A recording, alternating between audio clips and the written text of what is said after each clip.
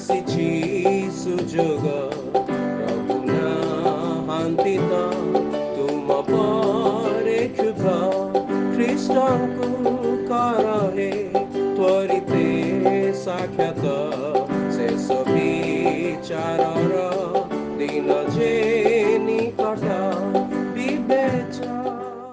प्रिय श्रोता बंधु प्रभु श्री ख्रीष्टଙ୍କ सर्वश्रेष्ठ नाम आपणଙ୍କୁ शुभेच्छा। पवित्र बाइबल माथ्यू लिखित सुसमाचार 3 अध्याय 12 पदरे आमने एहीपरि पाठ करू।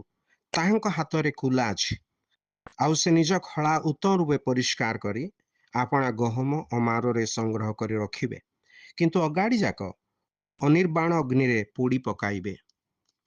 बाप्तिजक जहन प्रभु श्रीख्रीष्टଙ୍କ संबंधरे कहूथिले जे मो तारे आसुछंती से मो ठारू अधिक शक्तिमान, ताहांक पादुका बहन करिबा पई मु योग्य नुहे। आउ से मनुष्य जातिर पापर बोझ नहीं क्रूसरे बलिदान हेले, तृतीय दिन रे मृत्यु उत्थित हेले। जे केही ताहांक ठारे विश्वास करे ताहाकु से पाप क्षमा दियंती, पुणी ताहार परित्राणर आश्वासन स्वरूपे ताहाटारे पवित्र आत्मा वास करंती।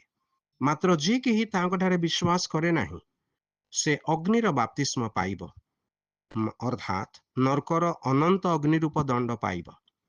एथिपाई जहन कहंती ताहांक हातरे कुला अछि आउ से निज खला उत्तम रूपे परिष्कार करी आपणा गहम अमान रे संग्रह कर रखिबे, किंतु अगाड़ी जाक अनिर्बाण अग्नि रे पोड़ी पकाइबे।